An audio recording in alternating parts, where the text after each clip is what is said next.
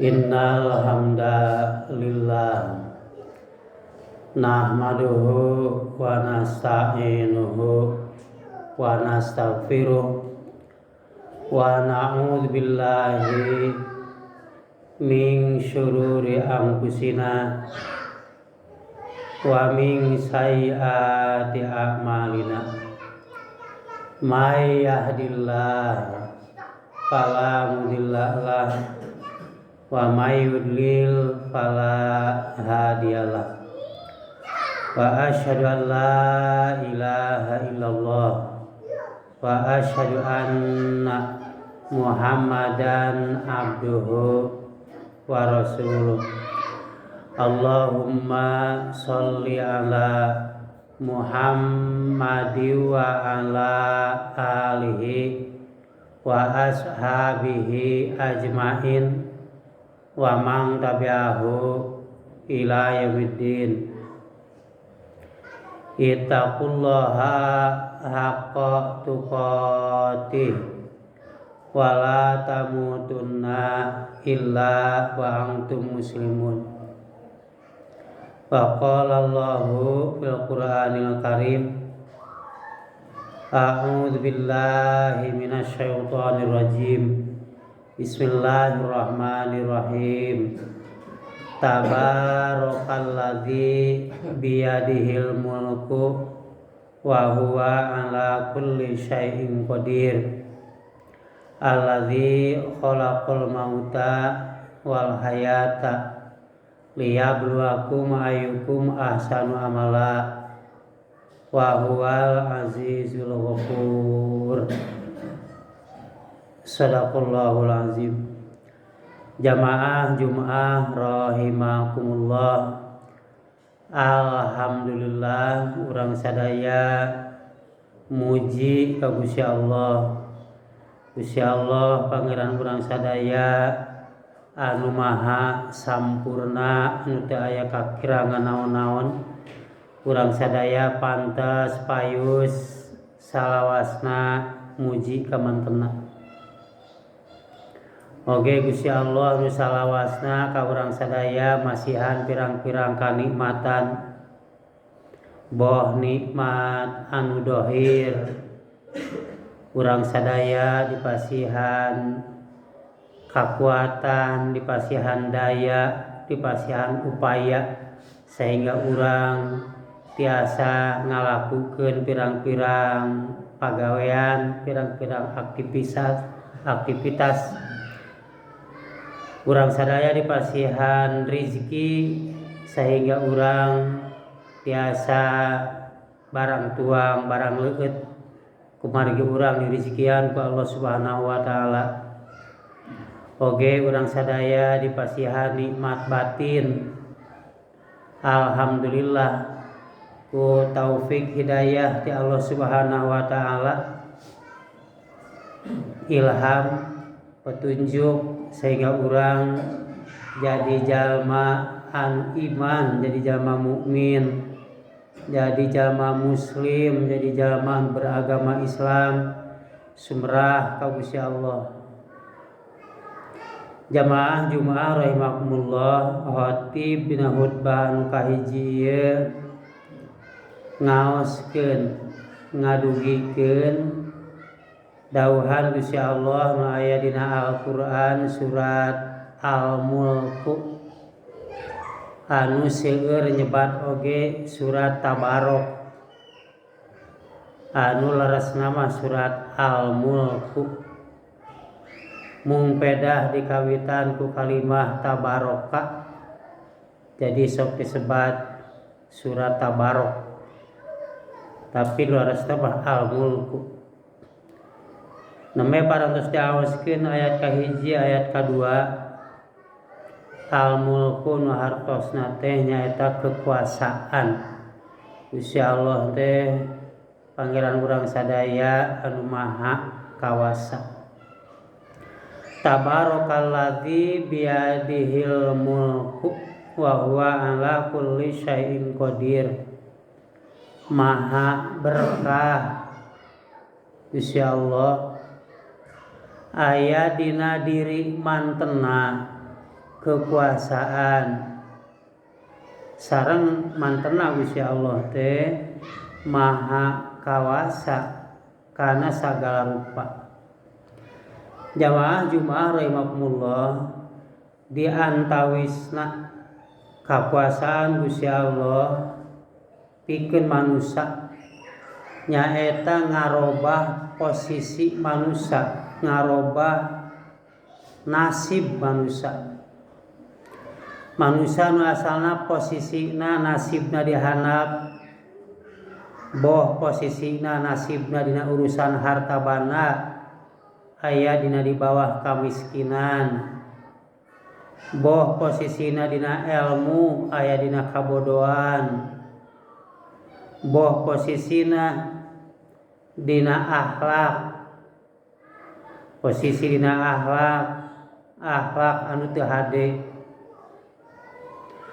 Allah bisa ngarobah posisi jalma nu asalna di bawah kemiskinan bisa naik posisina, bahkan bisa jadi jalma anu sejahtera. Jalma nu asalna bodoh bisa naik posisina jadi jalma anu berilmu. Jalma nu asalna posisina teu hade dina akhlakna, bahkan mungkin tara ibadah bisa naik posisina jadi jalma anu soleh, jadi jalma anu takwa. Asalna posisi dihanap jadi kaluhur, namun ieu tangtu saur Gusti Allah moal ngarobah nasib hiji jalma, nasib hiji kaum. Lamun eta kaum, lamun eta jalma teu ikhtiar, teu ngarobah dirina pikeun ningkatkeun posisi, pikeun ngarobah nasib jadi alus. Dideudeuh ku ayat anu aya dina surat Ar-Ra'd 2 ayat 11, innallaha la yughayyiru ma biqaumin hatta yughayyiru ma bi anfusihim. Gusti Allah moal ngarobah posisi hiji kaum, moal ngarobah posisi nasib hiji jalma tihanap kaluhur tina garis kemiskinan, tina kebodohan, tina katisolehan, tuluy jadi sejahtera, tuluy jadi berilmu, tuluy jadi soleh. Lamun dirina teu ngarobah, maka salah sawios anu ku urang kudu dilakukeun, urang kudu terus ngarobah diri urang, ningkatkeun posisi urang tina posisi anu dihanap kana posisi kaluhur. Gusti Allah kawasa pikeun ngarobahna, asal urang daek ikhtiar pikeun ngarobahna. Jeung sabalikna, posisi jalma nu asalna di luhur, harta kekayaanana posisina di luhur, bisa ragrag jadi di bawah kemiskinan.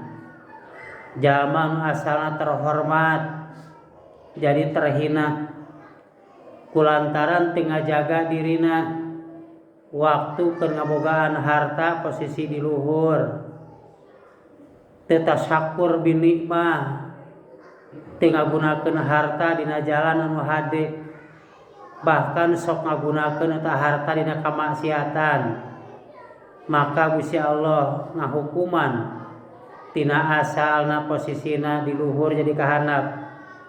Allah moal ngahinakeun hiji jalma lamun dirina teu ngahinakeun, Allah moal ngazolim. Hinana jalma teh kulantaran perbuatanana, ku perbuatan dosana. Alladzi khalaqal mauta wal hayata liyabluwakum ayyukum ahsanu amala.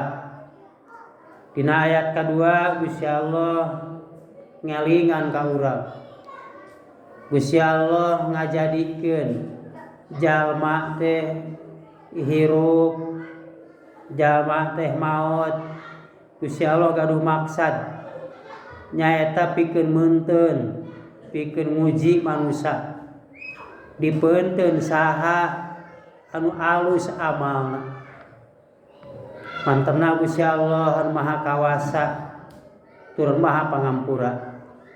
Jamaah Jumaah rahimakumullah, urang sadaya ku Gusti Allah dihirupan dikawitan nalika dina rahim indung urang dina umur 4 bulan. Urang sadaya ku Gusti Allah jasad urang diasupan ruh tuluy jadi hirup, tuluy urang lahir ka ieu dunya kumalenang di ieu dunya dewasa bahkan jadi usia lanjut. Daya sanes maksad Allah pangna urang dikumalenangkeun di dunia teh pikeun dipeunteun liyabluwakum ayyukum ahsanu amala, diuji dipeunteun saha anu amalna pangalusna. Salah sawios perbandingan logikana mun di sakola guru meunteun ka budak ka peserta didik ka siswana, lamun dosen meunteun ka mahasiswana dipeunteun kumaha wawasanana, pikiranana, perkembangan ilmuna, dipeunteun tingkah lakuna, dipeunteun keterampilanana, sehingga guru atau dosen bisa ngabedakeun nilaina antara hiji peserta didik jeung anu sejena. Gusti Allah kumalenangkeun urang ka ieu dunya baris meunteun saha nu pangalusna. Sam urang teh bakal dihisab, bakal ditakonan. Tah eta teh hasil tina akhlak urang, tina kinerja urang ayeuna keur waktu di dunia ieu. Kumaha akidah urang benar, akidah teh geus tauhid, tara dicampuran ku musyrik. Kumaha ibadah urang, ibadah pirang-pirang ibadah nu ku Gusti Allah jeung ku Rasulna diparentahkeun ka urang, ku urang geus dilaksanakeun kalawan urang ngalaksanakeunna secara optimal, maksimal, kalawan pinuh ku kaikhlasan. Jeung kumaha akhlak urang, perilaku urang, cariosan urang, tindakan urang tos alus, tos soleh.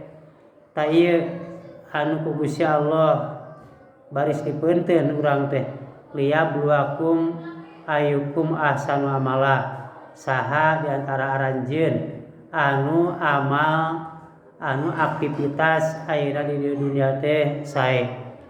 Barakallahu li wa lakum.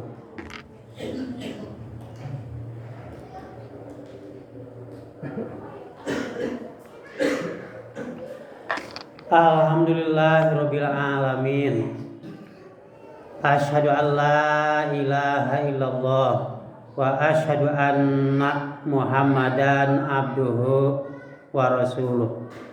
Allahumma sholli ala Muhammadi wa ala alihi wa ashabihi ajmain wa man tabi'ahu ila yaumiddin. Ittaqullaha mastata'tum. Bismillahirrahmanirrahim.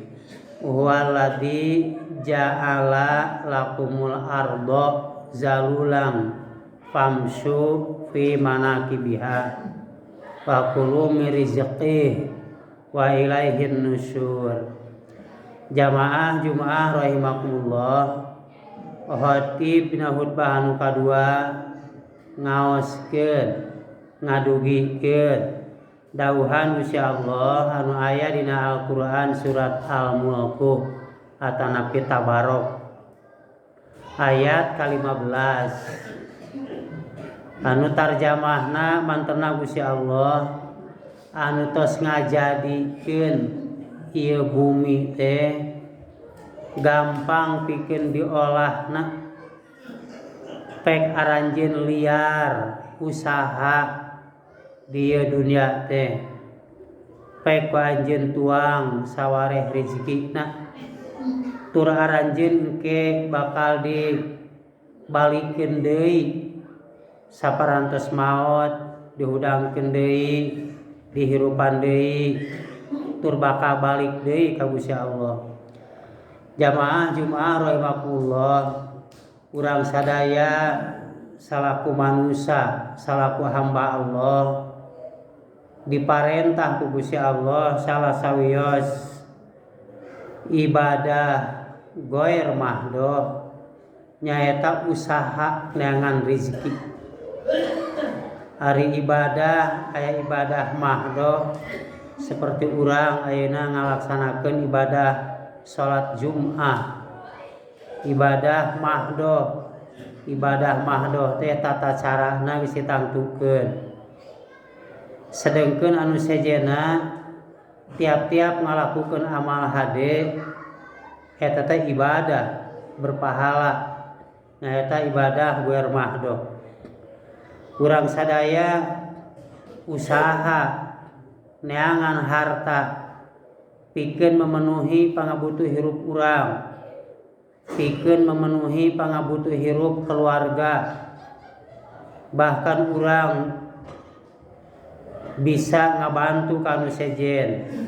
Taya ibadah parentah ti Gusti Allah, pamsu fi manakibiha, sok liar di dunia teh usaha. Pirang-pirang usaha numutkeun pangabisa sewang-sewangan. Erek dina bidang pertanian, erek dina bidang perdagangan, erek dina bidang ngajual tanaga, ngajual jasa. Tiap-tiap jalma ku Gusti Allah dipasihan kamampuhan, dipasihan potensi. Gusti Allah ngalarang pikeun jalma, pikeun umat Islam, pikeun kedua, pikeun males. Tapi Gusti Allah marentah supaya ka hambana teh daek usaha, ikhtiar. Gusti Allah geus nyadiakeun harta bana rezeki di dunia sakitu lobana. Boh mangrupakeun tanam-tanaman, tatangkalan, boh mangrupakeun sasatoan, mangrupakeun lauk, berbagai macam barang tambang di perut bumi ieu. Aya minyak, aya timah, aya emas, boksit, nikel jeung sabangsana. Seueur harta bana rezeki anu ku Gusti Allah geus diayakeun di dunia. Manusia tinggal ikhtiarna pikeun memenuhi pangabutuh hirup. Pamsu fi manakibiha fakulu mi rizki, sok tuang, sok anggo eta rezeki. Gusti Allah baris ngarezekian ka sararea. Moal aya hiji jalma, moal aya hiji makhluk anu teu rezekian.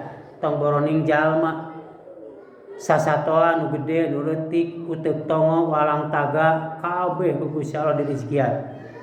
Tapi anu penting manusia cek Gusti Allah kudaek usaha, kudaek ikhtiar, diusahakeun usaha ikhtiar anu halal. Pamsu fi manakibiha wa qul mi rizqi. Wa ilaihin nusyur, jeung urang di dunia aya batas waktuna, aya batas umur. Nyaeta urang bakal dimaotan, tuluy sanggeusna dimaotan bakal dihirupan deui, balik ka Gusti Allah, tuluy ditangtukeun. Sawarehna bakal jadi penduduk neraka kulantaran dina waktu hirup di dunia teu make padoman ti Gusti Allah, kana Al-Qur'an diapilainkeun, kana hadis sakitu oge. Jeung Gusti Allah bakal ngasupkeun jalma-jalma anu iman, anu takwa, anu soleh kulantaran keur waktu di dunia nyaeta hirup nganggo padoman, nganggo Al-Qur'an, nganggo sunnah Rasulullah. Jamaah Jumaah rahimakumullah, terakhir urang ngadoa ka Gusti Allah mudah-mudahan urang salawasna ku Gusti Allah dibimbing kana jalan hirup anu benar. Mudah-mudahan urang sadayana ya hirup di dunia teh sing diberkahkeun, dijauhkeun tina pirang-pirang musibah, dijauhkeun tina pirang-pirang kasusah, dijauhkeun tina pirang-pirang balai. Bismillahirrahmanirrahim. Rabbana atina min ladunka rahmah wa hayyi lana min amrina rasyada. Rabbana la tu'akhidna in nasina aw akhtana. Rabbana wala tahmil alaina isran kama hamaltahu alal ladzina min qablina. Rabbana wala tuhammilna ma la taqata lana bih wa'fu 'anna waghfir lana warhamna anta maulana fansurna alal qaumil kafirin. Amin. Aku qauli hadza astaghfirullah li wa lakum. Assalamualaikum warahmatullahi wabarakatuh.